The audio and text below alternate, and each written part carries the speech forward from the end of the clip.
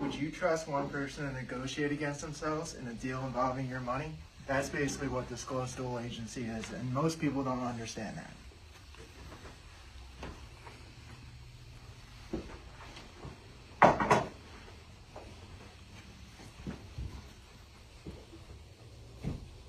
So let's break down what disclosed dual agency actually means, when it happens, and why it can be a big deal. Disclosed dual agency happens when one agent represents both the buyer and the seller in the same transaction. So instead of each side having their own advocate, there's just one agent sitting in the middle working with both parties. Yeah, so imagine you're selling your house. A buyer comes along, and instead of bringing their own agent, they ask to be represented by the agent representing you.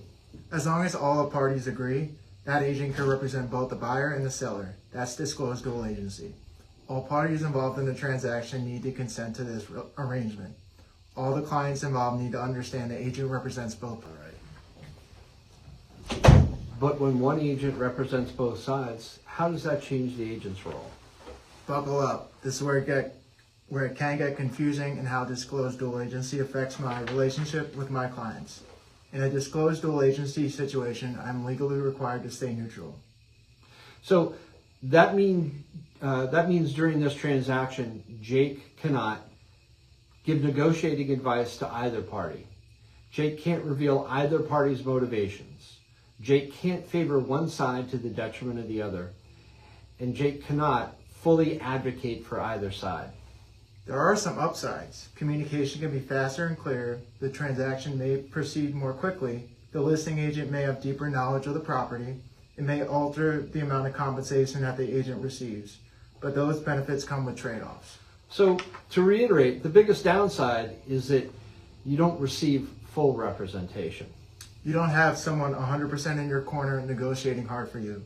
Buying and selling a home is a big deal. It is important to make sure everything is done correctly.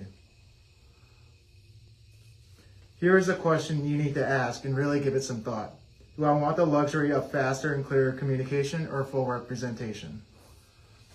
Disclosed dual agency really is that trade-off.